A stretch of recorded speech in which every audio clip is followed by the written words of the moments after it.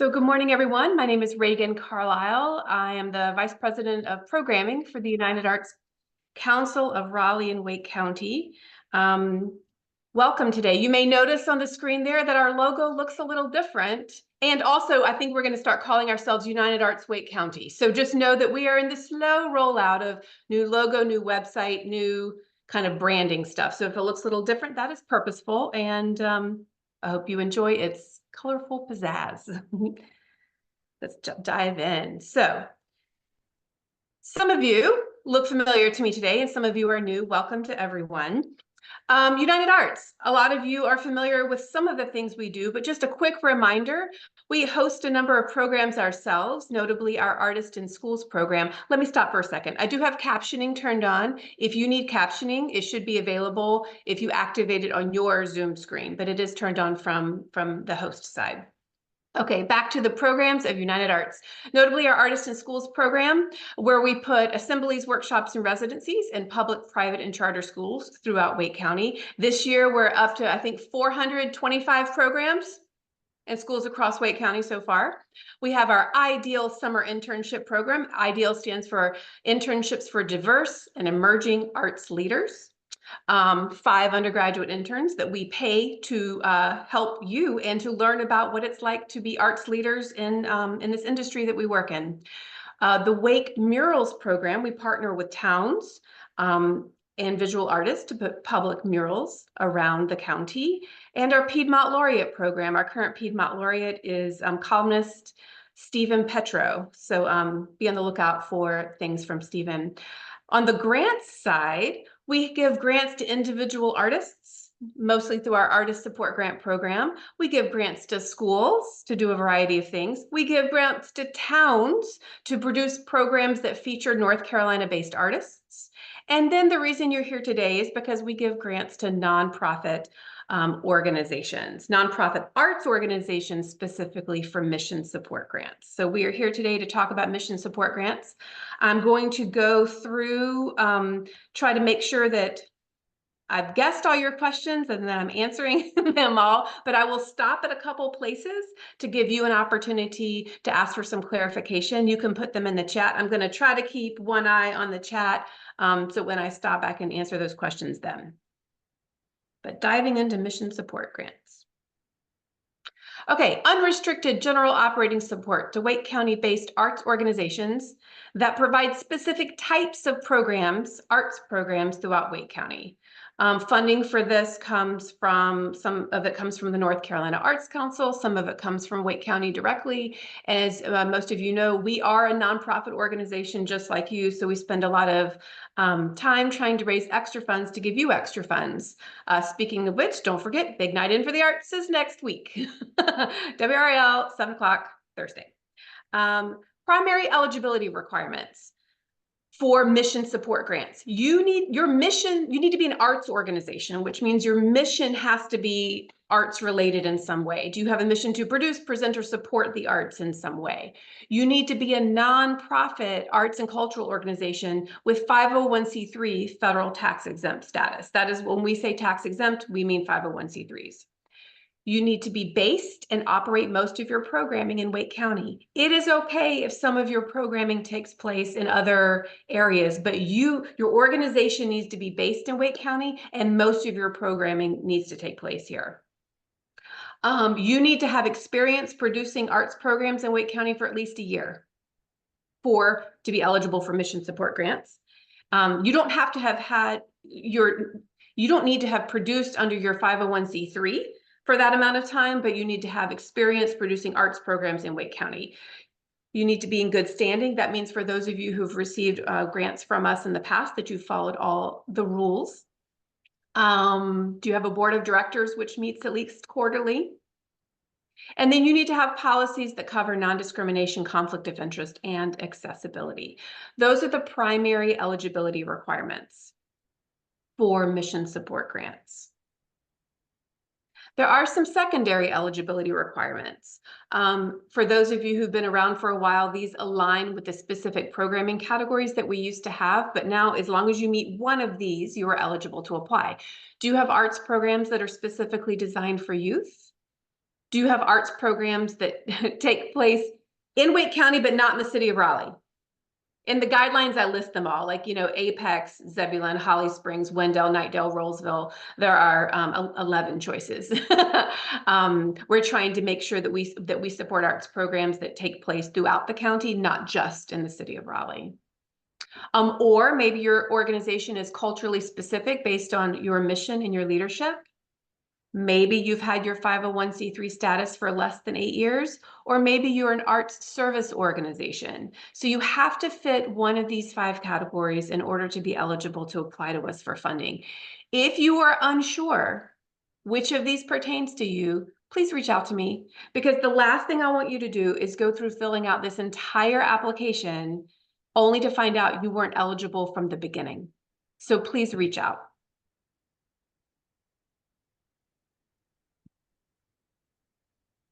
Okay, there are 2 kinds of organizations who are not eligible to apply to us. If you receive direct allocations from the state of North Carolina in session law, if you don't know what that is, that's not you. If your budget exceeds $2 million, we're trying to support smaller organizations with our grant dollars. So just keep that in mind. Grant request amount, you are allowed to request up to 10% of your operating expenses from your most recently completed fiscal year. When I say operating expenses, I mean basically everything that you do, but I'm not including stuff like depreciation. For those of you who have an accounting mindset, that's why I say operating. I don't mean, sometimes I get questions like, but what about our programming expenses? That is what we mean. Your annual budget minus all the depreciation, not non-tangible stuff.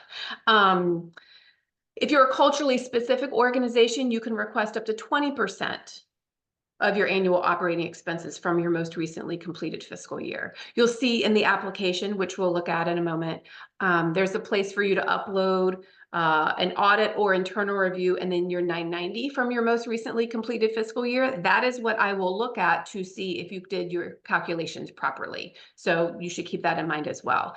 Regardless, the maximum grant that you can request from us is $20,000. Culturally specific organizations, remember I said it has to have your mission and leadership. Do you have specific mission to promote, preserve, or enhance the identity or character of one of the following communities? African American, Latinx, Asian American, Native American. Your leadership must also demographically represent the specific culture identified. If you are not sure if you are a culturally specific organization, reach out to me. Let's have a conversation. I can help you make that determination. Hopefully, usually it's written right into your mission. So keep that in mind. What the grant can support. Remember, this is unrestricted general operating support. So you can put it toward general operations, administration, programming. It is flexible and unrestricted. We want to support your efforts to bring arts programming to Wake County. So there will come a point in your final report, should you be funded, that you have to tell us where the money went. If you say we took all the money and we spent it all in Durham County, know that that's actually not that is not our goal. We are trying to be really flexible with you, but for you to do things in Wake County. It is for next fiscal year, which it starts July 1st, 2024, in a few months from now, through June 30th, 2025.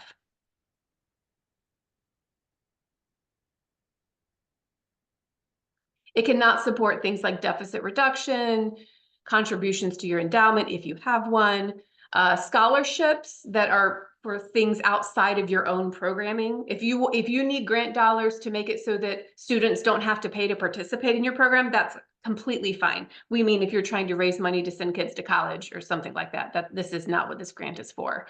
If you have events that are not open to the general public, a lot of these dollars that we're redistributing to you are public dollars. So we want to make sure that things are available to the public, and we want to help you promote and advertise those opportunities to the people in our region.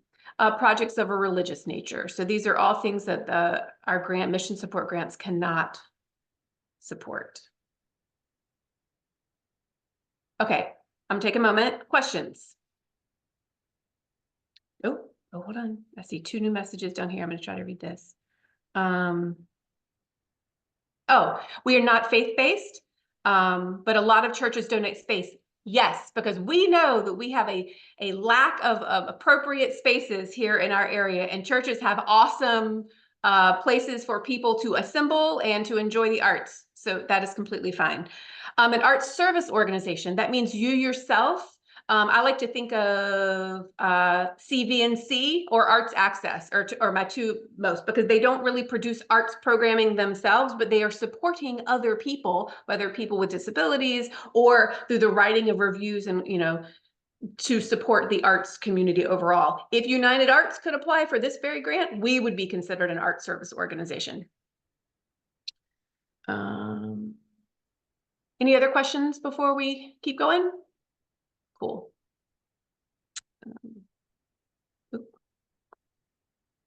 Okay, let's take a look at the application.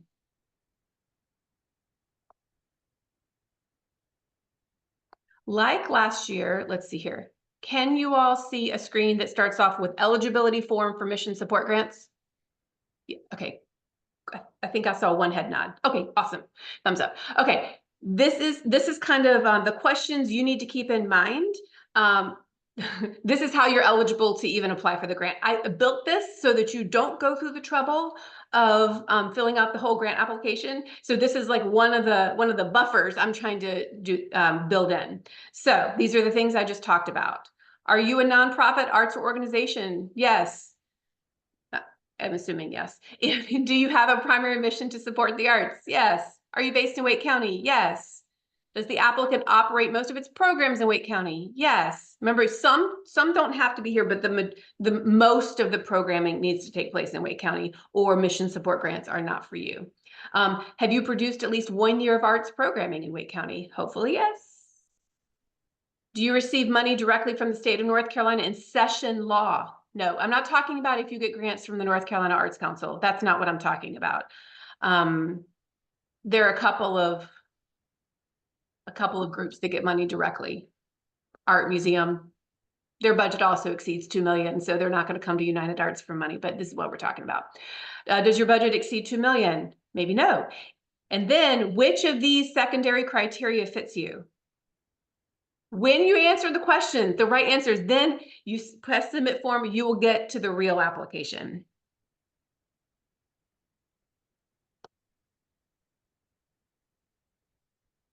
Let's see, hold on a sec.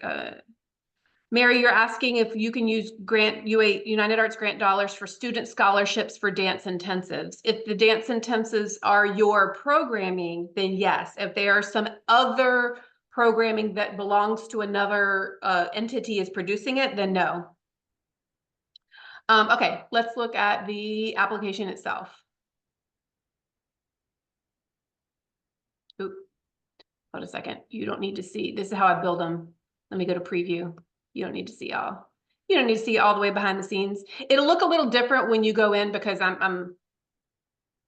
built it so it knows it's me. So it'll be a little like our logo will be at the top when you look at it. Okay, let's dive into the application. The first part of this application, I'm doing this so that when you sit down to complete this application, you are not shocked by the questions. You have seen them before. This is familiar. This is easy. This is straightforward. Your name, your primary address. Notice primary address. Are you based in Wake County? That's what I'm going to look at. Your website, the contact name, the title. This is all the easy stuff. The year your organization was incorporated. What is your employer identification number? If you have a unique entity identifier, a UE, I would like to know it. This is something you get from the federal government. Increasingly, more of us have them. I would like to know what yours is if you have it. And then attach your letter of federal tax exemption up here. That's all the pretty straightforward stuff. Moving down to your board and staff. How many people are currently serving on your board? You can do it.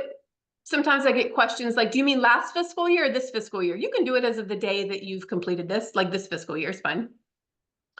How many board meetings do you have each year? I'm really hoping the answer is at least 4, because remember, that's one of the eligibility criteria. Keep that in mind. What percentage of your board members donate cash to the organization? So this is when I give you my annual speech, like United Arts is a nonprofit. We spend a lot of our time and effort trying to raise money to give it to you. We understand raising money is hard. Imagine trying to raise it not for us, but to give to somebody else. It's tricky.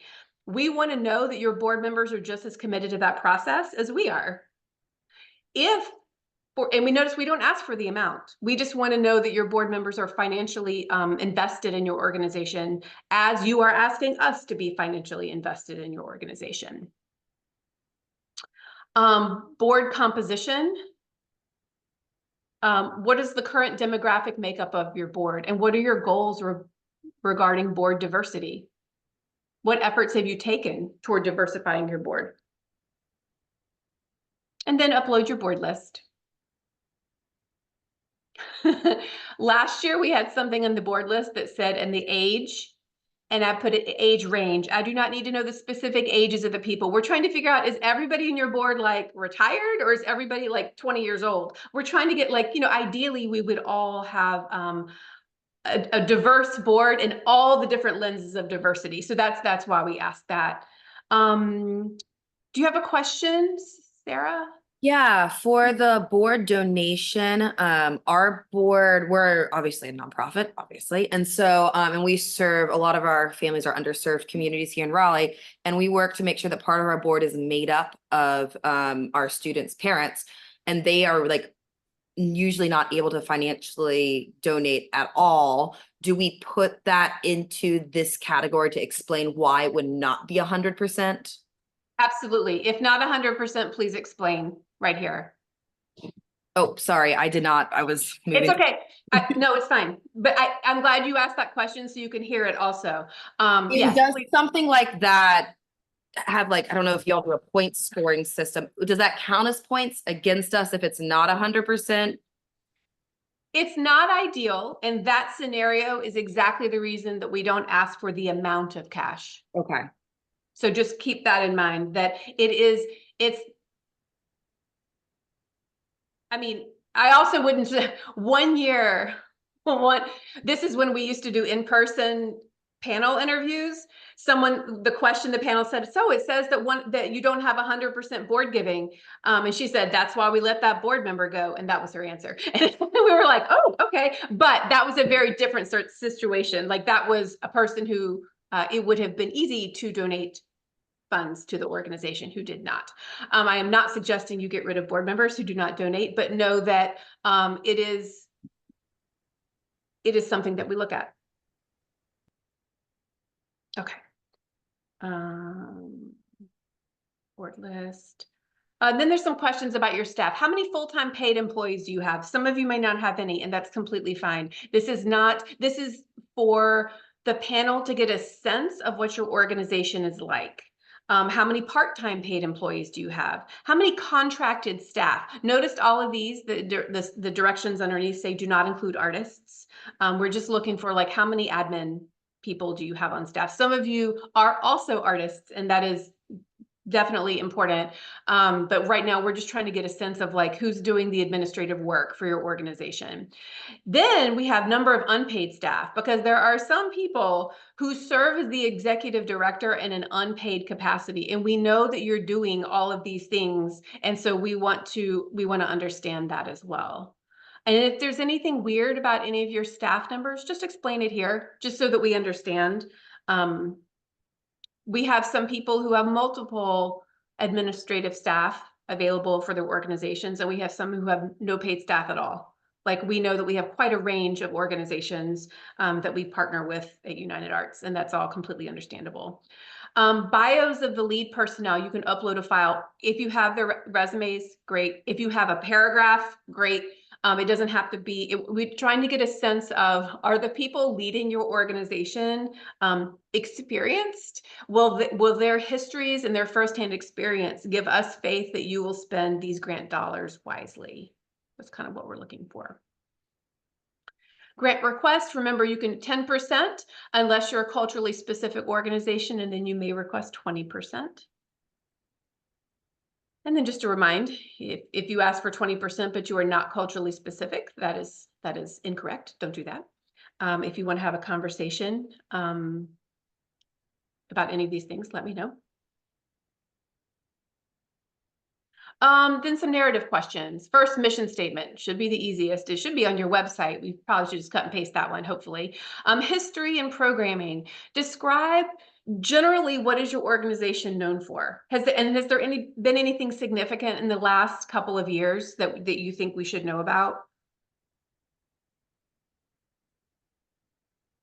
Like for United Arts, that might be that we no longer have an office space. I think that's fairly important that people are still coming to understand, and that we have had a change of leadership in the last 18 months. So things like that, if it's relevant to your organization. Okay, proposed programming. What are you thinking for next year, for next fiscal year? Just briefly, you don't have to go deeply, but if your answer is, gosh, we don't know, we haven't really thought about it yet, then that's not a very compelling and competitive response. So like, what are you thinking of producing programs, plays, which shows, which locations? Sometimes this is where I look to see, is the programming going to be taking place in Wake County? Where in Wake County? Especially if the secondary eligibility criteria you picked was that you do programming throughout Wake County, but not in the city of Raleigh. I'm going to look to see where those locations of those programs are. Or if you say that you do things with youth, I want to see something to do with youth in your proposed programming. So know that these questions are all a way to get the same answers in different formats so we can tie all the pieces together. For artistic merit, this is very important. How does your organization view programmatic excellence? Like, this is so unique to each of you, and it's important. You tell us which lens we're using to evaluate your program. Then tell us how your programming reflects that view of artistic excellence in your events and programs. You tell us. There's no magic language for that one. We just want to understand, what are you looking at? Is it the quality of the teaching artists that you hire to work with students? Is it the types of programs, of musical selections and composers that you select, because your goal is about, diverse representation. So our programmatic excellence to you is programming that reflects the community. Like whatever it is, whatever makes sense to your organization, we just want to hear about it. So we're making sure we're looking through the proper lens. Community value. Where do you fit into the Wake County arts community? If you are a music organization that focuses on youth music, well, there are a couple. How are you different? Because you're all different. Just tell us.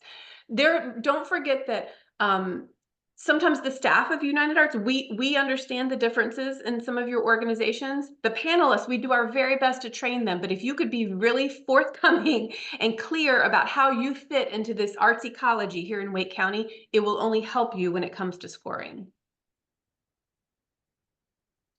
Diversity, inclusion, and access. How have you demonstrated your commitment toward these principles? How do you serve diverse communities? Lots of different lenses. Tell us the ones that are relevant to your organization. Organization management. What's your structure and capacity? Like, we'll get a clue if you say we have no paid staff at all. We're like, okay, so how like, is there somebody serving in an unpaid capacity? We'll see that in the numbers above, but you could kind of lay it out for us so we make sure we understand how your organization approaches planning. How are decisions made? How do you evaluate yourselves? And then finally, what else do you want us to know? There's always something. I'm not always. Occasionally, there's something else that you could not figure out how to fit into one of those other 7 narrative prompts. So just tell us here. Okay, moving on. This section is a little different. And I'm hoping those of you who've done this application before will be pleased. This is not demographically specific anymore. That'll be more for the reporting side. This is who does your program reach? Your programming, who does it engage? And it's just broken down to artists, youth, audiences, and volunteers. There may be some duplicates there. Do your best. You may have youth artists do your best. We're very interested to know, what were these numbers of people for your programs that took place in Wake County? And then what was the total of everything you do? If everything you do is in Wake County, then the numbers are going to be the same in both columns. How many people were engaged in your arts programming? Okay. And then, because all numbers always feel like an explanation is helpful, there's a little box. You can tell us anything else that you need to explain what's happening there. Moving on to support materials. Would you like for us to show us some things that you do? You could give us web links. You could upload some support materials, anything that helps us understand your organization's recent activity. Notice it's optional, but it's very compelling. I would strongly encourage you to put something there. You are not going to be judged if it is a weird video. I would rather you get some teenager with a little phone and video something, just so that we can get a sense of what it's like, than to spend your precious dollars making some professional looking video. Now, a lot of people can make professional looking videos using just phones or whatever, but know that we're not, don't give us a commercial. You can just show us, like, if your whole thing is about youth arts programming, you could video a part of a class that's being taught, because that gives the panel a lot of information. So yeah, not interested in you spending your dollars trying to craft something perfect in this way, but anything that you have that could strengthen your application, this is the place and an opportunity for you to do so. Financial statements. Okay, if you, we want to know if you're on a calendar year or a fiscal year, and then we want your either audit, if you're of a certain size, or an internal review. Remember, an audit, if your 500 annual budget is 500,000 or higher, an audit. If it's lower than that, which most of our applicants are, an internal review is three things: a profit loss statement, a balance sheet, and a letter signed by your 3 board members. This is a new little part right here. In lieu of an internal review, you could attach a completed and signed, this is a mouthful, the annual financial report that you've already submitted to the North Carolina Department of the Secretary of State's Charitable Solicitation Licensing Division. I wrote all those words out because that's exactly what it says on the top of that form. I did learn that this form is not required, but a lot of people turn it in anyway. And if you've done that, because it gives us essentially a profit loss, a balance sheet, and it's signed. So it gives us those 3 pieces. So if you already have that, that might be helpful to you. If you have no idea what that is, then you might want to just do the regular things. So remember, audit or internal review. And then everybody needs to upload their 990. There are, 3 kinds of 990s: the regular one, the shortened one, and then the little teeny postcard. If you eat whatever you've got, we want to make sure that you're following those rules from the IRS. Okay, and these next 2 questions are new, and they're financial questions. We've recently become aware that we need to ask more financial questions, and I'll just kind of leave it at that. We need to know a little bit more. You may want to make sure that your accounting person can answer these. Basically, an overall negative change in your net assets for the last 5 years. That's basically, have you lost money for 5 years in a row? And if so, we want to know about that. And if your balance sheet shows accumulated debt, what's your plan for reducing this debt and continuing to operate at the same time? We want to know both of those things. So you may need to get the folks who understand financial stuff to be able to answer that. If you need to talk that out with me, let me know. Okay, this next question is kind of new too. The North Carolina Arts Council has a new grant program called Sustaining Support for Arts Organizations. I would like to know if you applied to that. This will not negatively affect your application, but if you applied to that and got awarded that, and you apply to us and get awarded from us, we will have to do some finagling behind the scenes to make that work. And I am trying to get a handle on how much finagling I need to be prepared for. So if you are not applying for that, no problem, no pressure. But if you are, I just want to know. And since our deadline is not until April 5th and theirs is March 1st, you should know the answer by the time you actually submit our application. And that's the end. These other certifications, like who's submitting this application. Are there any other questions about this application, about any of those questions? Or character limits yet? Some of them, the narrative prompts have character limits and they're shorter. I'm glad you asked that question, David. They're shorter than in the past. So some people are very great at being succinct, and some people want to tell us every thought they've ever had about their arts program. So we're trying to kind of condense that. But some of the explanations, I don't think I actually put them in.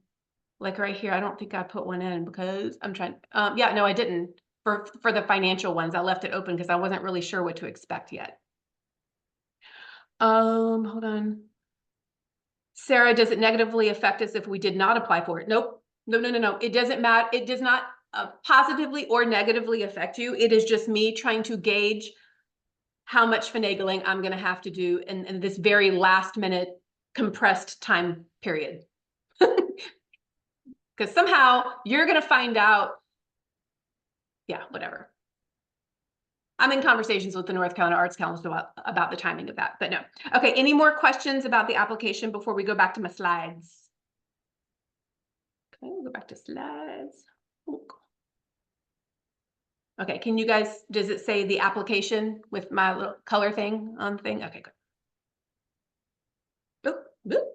Okay, if you want me to review a draft of your application before you submit, you can schedule something via Calendly with me. I can actually, I think I know how to put this in the chat if you want that. Let me do that for you real fast. But you can also, but if you do that, make sure you send me what you want me to look at ahead of time. There. You send me what you want me to look at ahead of time so I have time to actually give you feedback. Some of you may just want to have a conversation. So just email me and we'll find the time to have a phone conversation.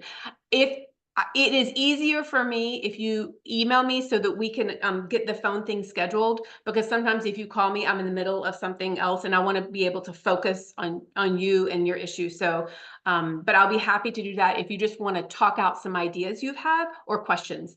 You don't have to go the Calendly way. The Calendly way is if you want me to actually review a draft of your materials. I said it can be a phone meeting. It could also be a Zoom meeting. Sometimes there are multiple people who are working on an application, and that's confusing with phones. So we can do a Zoom. No big deal. Whatever works best for you. The evaluation criteria and scoring. Artistic merit and community value are equally weighted at 35% each.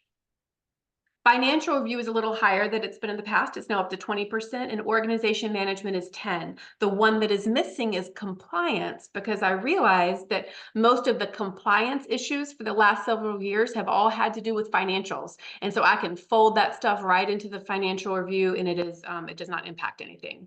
So these are the criteria that the panelists will be looking at and thinking about. And I'll tell you what I tell them to think about so that you can keep that in mind.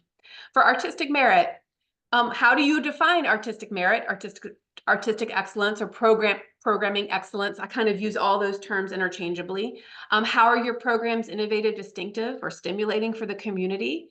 Do you have clear and professional artistic vision? And then what are the qualifications and expertise of the people who are leading or designing the programs? There are multiple places in the application where I tell panelists to look for clues to help them decide your scores in these areas.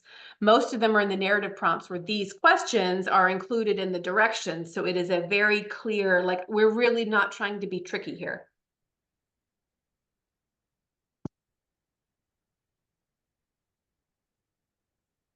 Community value. How are you relevant to this community? How are you aware? How do you respond to the needs and interests of our diverse community? What efforts have you made to include diverse populations? And how do you fit into the Wake County community overall? Some of these questions are the exact same as the little prompts in the narrative prompts. So just know that these are the things that the panelists are looking for. And then financial management. Financial management is actually a separate panel that's comprised of people who are not afraid to read tax returns and financial statements. People who are like, oh yes, another audit. Love it. Want to read another one. They are going to read those 2 narrative prompts. And remember the things they're going to be looking for. Do you have a trend of accumulated deficits? That's like, are you losing money year after year? They're looking for that trend. And for debts, if you have debts, which people have debts, but what's your plan to pay them off and continue to offer programming to the public? What's your plan? And then if you have an audit, are there any concerning notes? Like the other categories, financial management, everybody starts off with a perfect 10, and then points are deducted if these issues are apparent. Org management. Does your leadership reflect the diversity of Wake County? Do you have the capacity, resources, and planning to implement your arts program successfully? Do you have qualified personnel who are involved in planning and implementing your programs? And how are the values of cultural equity and inclusion reflected throughout your organization? There are places to talk about this throughout the application.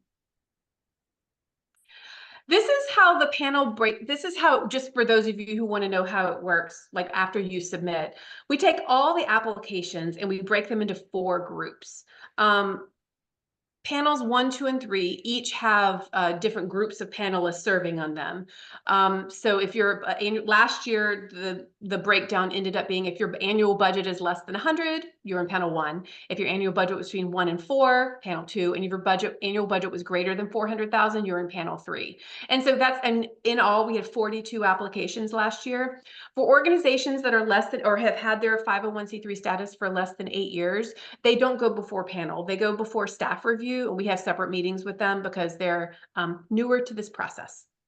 So this is kind of how it broke down last year. So last year, there was the largest grouping had 13 applicants each. So it's with the panelists are not reading tons and tons of applications. I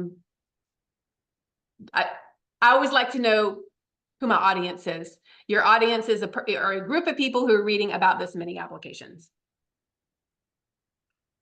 Okay, who scores? 4 groups of people. Sometimes it's board of directors, our board of directors. Not all of them, some of them. Sometimes Wake County appointees. Each county commissioner gets to appoint a person to serve in our grant panels. Sometimes that works out, sometimes that doesn't. So it's kind of occasional. When I say it doesn't, sometimes their schedules don't align with the schedules that we have. And so they do not serve every single year. Community members. This is the one I recruit a lot of community members that I think add diverse voices and experiences who understand how the arts work. I recruit people like that all the time. And then United Arts staff. So the grant panel basically looks at this like group of volunteers. They look at the artistic merit, the community value, and the organization management, and they provide scores for all 3 of those things. And then all those scores get averaged together.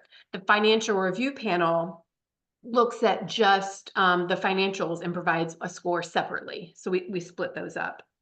And then you end up with your final score. Some people love this slide. Some people, this slide scares them, but I like to be transparent. So this is how grant awards are calculated. You look at your annual expenses to determine how much you're allowed to request from us. So that's gear 1, gear 2. Gear 3, then we look at your panel score. Gear 4, then we look at available dollars. And then gear 5 is your grant award. But you may want to see all the math. So this is the math, just in case this helps you. I will be sending out or making these slides available for those of you who want to look at this stuff deeper. Let's just pretend that your annual operating expenses for your most recently completed fiscal year was $250,000.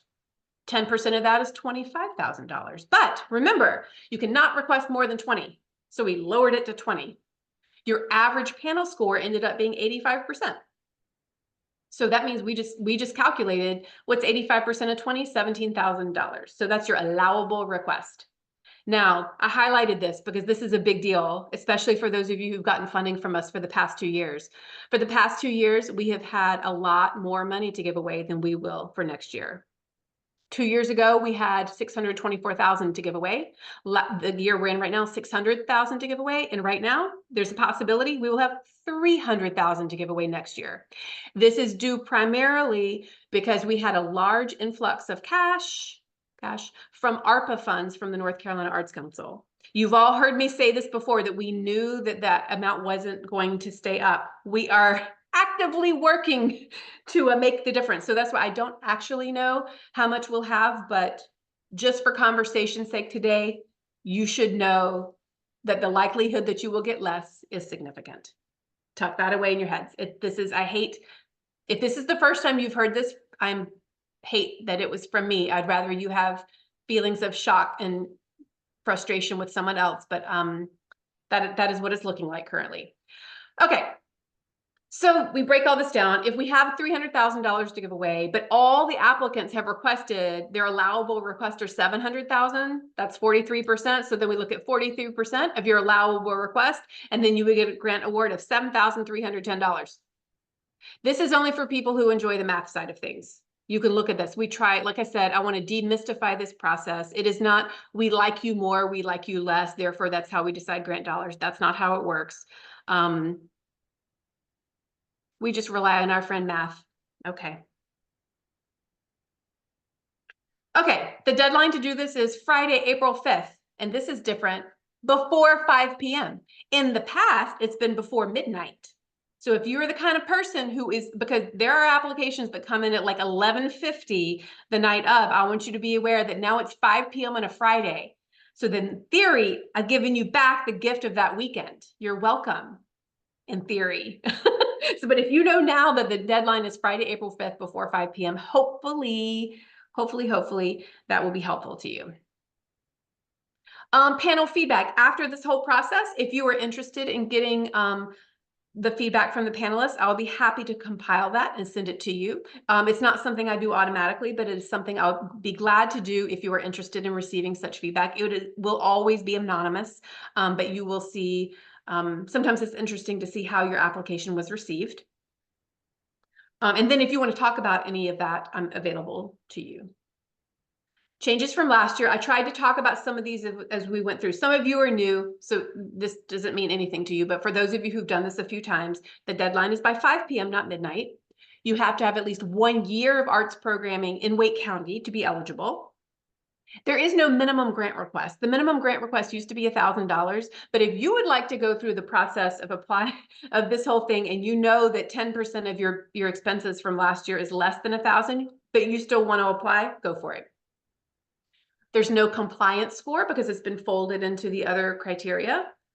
There's most likely less funding available. And then within the changes to the application, I said shortened narrative prompts. That means the number of words allowed has been decreased a bit. No more demographic stuff and chart format in the application. It is, we want to know the reach of your programming, both inside Wake and then in total of things you do. There are 2 new financial narratives. And then we just want to know if you have applied for the North Carolina Arts Council Sustaining Support Grant. Like I said, it doesn't positively or negatively impact you. I'm just curious. If you receive a grant, you'll probably find out in late June. I would prefer to tell you sooner, but as you all know, we are waiting for a chunk for information about a chunk of funding to come from the North Carolina Arts Council, and until that is confirmed, I feel very hesitant to tell you all definitively. So sometimes there's a delay in that notification. We will continue on with electronic contracts and signatures. That is very helpful, I find, to have it all electronically. Young grantees will meet with staff. This is not the age of you yourself. This is how long you have had your 501c3 status. So for those of you who don't go before a panel, because you are less than 8 years old, we will meet with you directly or firsthand. Grant payments will still come in 2 equal payments, November and February, and the grant period, remember, is next fiscal year, which starts July. And of course, as always, there will be a final report that will be due in July. Okay, that was a lot. What questions do you all have? I'm going to stop sharing the screen. Any questions?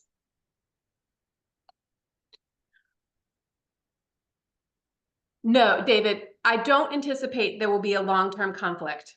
The timing is the conflict right now, because right now you're going to find out if you got grant money from them the same time that I find out if I get grant money from them, but I can't give you their money. I have to find different money to give you. And so that's the timing. So the timing is a conflict, but not the idea. The idea that you get funding from different sources makes me very, very happy. I want all of you to have funding from multiple sources. Yes.